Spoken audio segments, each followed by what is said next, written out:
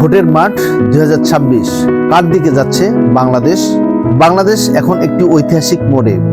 ভোটের আগে দেশের রাজনীতি ঢুকে পড়েছে এক অনিশ্চিত সমীকরণে। ভিতরে রাজনৈতিক মেরুকরণ, বাইরে কূটনৈতিক টানাপোড়েন। এই মুহূর্তে প্রশ্ন একটাই, ভোটের মাঠে কে এগিয়ে? ভারত বাংলাদেশ প্রেক্ষাপট, সীমান্ত, পানি বন্টন ও বাণিজ্য ভারসাম্য, এই তিন ইস্যুতে ভারত বাংলাদেশ সম্পর্কে এখন স্পষ্ট নীরব উত্তেজনা। বিশ্লেষকদের মতে এই কূটনৈতিক চাপের সরাসরি প্রতিফলন পড়েছে দেশের অভ্যন্তরীণ রাজনীতিতেও।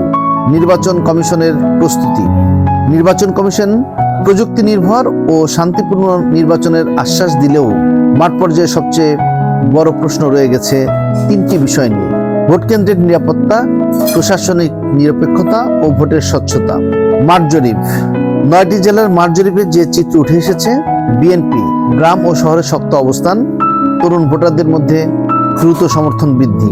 জামাত নির্দিষ্ট অঞ্চলে সংগঠিত পুনর্গঠন কৌশলগতভাবে এগোচ্ছে। ক্ষমতাসীন পক্ষ প্রশাসনিক শক্তি থাকলেও জনসমর্থনে ভাটা।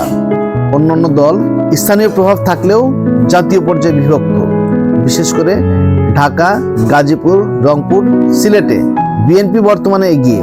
এই নির্বাচন এখন শুধু ক্ষমতার লড়াই নয়, ভবিষ্যৎ নির্ধারণের লড়াই।